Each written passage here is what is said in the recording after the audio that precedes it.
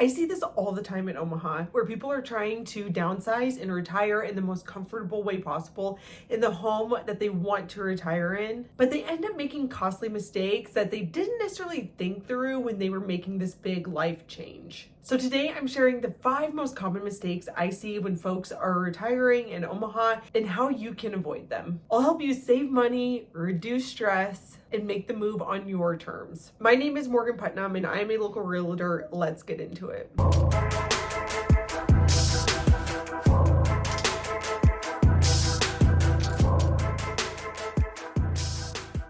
Thank you so much for stopping by the Omaha Insider YouTube channel. Please take a moment to like this video and subscribe so you're always the first to know what's going on in Omaha. The number one mistake that I see over and over is sellers who are not maximizing the sale of their existing home. Oftentimes folks who are retiring have a huge amount of equity in their home and they might even own their home outright. So they have a lot of money that they can work with in order to roll into their next house to hopefully have no payment moving forward. And I see this over and over where folks are not prioritizing selling their home for top dollar. This could be as simple as maybe not necessarily working with the right realtor who is going to maximize exposure of your home to potential buyers, but even more than that, I'm talking about simple upgrades that you could make to your house that will have a huge return on investment when you go to sell. So sometimes it's really hard though to make improvements or upgrades to a home that you're selling because you're like, what's the point? I'm not going to be here. There's also a certain amount of emotional attachment to a house that you've lived in for decades and decades. This is something that I see regularly is people not necessarily wanting to make any improvements to their home before listing, when improvements that are maybe not that huge, like painting, replacing some carpet, can have a very large return on investment. So bringing in a neutral paint color, replacing the carpet, and maybe redoing the wood floors if they've been really scratched by dogs or if they have some staining. These are things that are overall not necessarily incredibly expensive, but have a huge return on investment. We can also swap out some light fixtures, can make a really big difference, bring new life into a space. That is the number one mistake I see for folks who are looking to downsize or wanting to retire comfortably. So they're not necessarily maximizing this huge investment that they have to roll into their next home. The second mistake I see is folks who are wanting to downsize who are not actually downsizing. It can be as simple as you just want it to be in a ranch where you've been in a 2-story all along, but sometimes it also can be a little bit more than that. Sometimes you're moving from a 3,500 square foot 2-story house to a 3,300 square foot huge sprawling ranch that has a large walkout basement.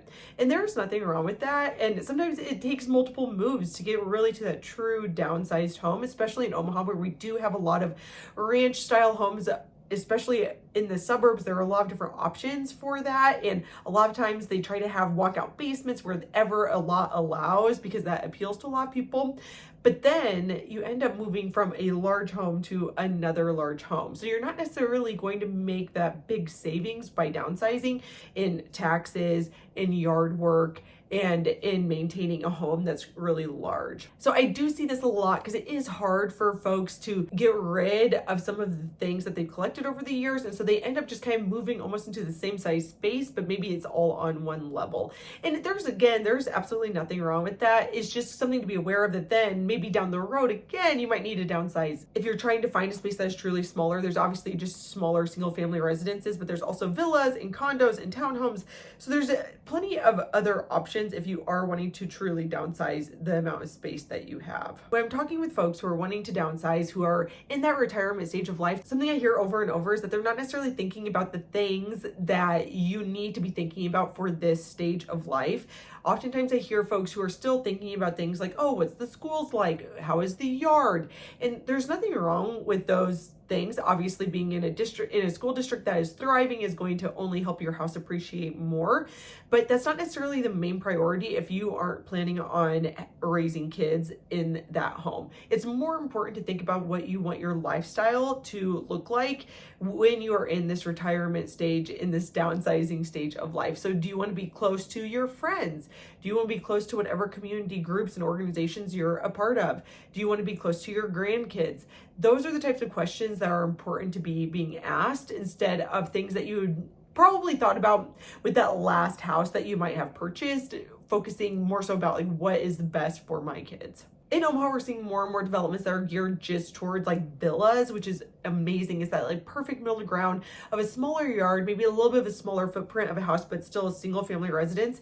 And some of these even have different amenities in them, like pools, maybe some pickleball courts, these types of things that really can help you enjoy your retirement years. So those are some things that might be a great thing to look into if you are in that stage where you're maybe starting to think about downsizing and retiring. The fourth mistake that I see over and over is folks waiting too long to make this downsizing move. Typically for folks who are downsizing, there's really no rush to downsize. Oftentimes you do not have to downsize. And so that gives folks the opportunity to be really picky, which rightfully so. There, you have a ton of equity in your house and you want to be able to roll that into your next house and have it be absolutely something you love, which there's nothing wrong with that. But then I have found folks to find themselves in situations where all of a sudden now they're having to move instead of getting to make the choice to move. So whether it's a kids are moving away or it's a health issue or whatever reason it might be, you might find yourself in a situation where you're having to move and then you can't be as picky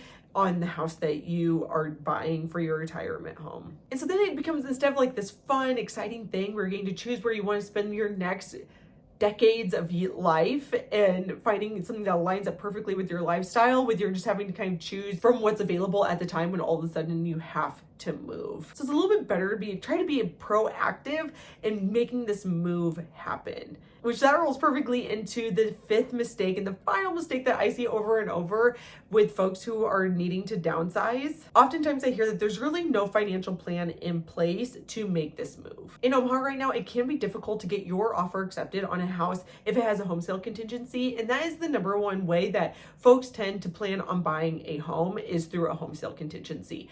And there's nothing wrong with that because folks are sitting with a bunch of equity, and so there is plenty of opportunity, but it can be hard in a competitive market in Omaha to get your offer accepted if it is a home sale contingency. So there's a few different options. You can sell your house and then maybe rent an apartment, move in with your kids for a little bit as you find your next place to land. And sometimes a home sale contingency can work, so you don't have to completely rule that out as a possibility. There's also the option for a bridge loan. This is a great tool where a lender will take the equity from your house and roll that into the next house. They can be a little bit expensive, which is why sometimes people are hesitant to take advantage of a bridge loan option. Or people can pull money from different investment accounts or retirement accounts to purchase their next house. Obviously that comes with different tax implications, and you should absolutely talk to a CPA if that is something that you're considering. However, it's just important to think through these different plans to be able to get that house that you really want for your next stage of life. With a great financial plan in place for how you're going to make this next home purchase, it will give you more flexibility to really be able to make the choice that you want to be able to make in your next home. Downsizing in Omaha does not have to be stressful, and it really takes having a great team around you to make this possible so you can make the downsizing decision on your terms, on your timeline when you want to. So these are the 5 most common mistakes I see for folks who are thinking about downsizing in the Omaha Metro. My name is Morgan Putnam and I am a local realtor. Please reach out with any questions. My number is 402-720-9886.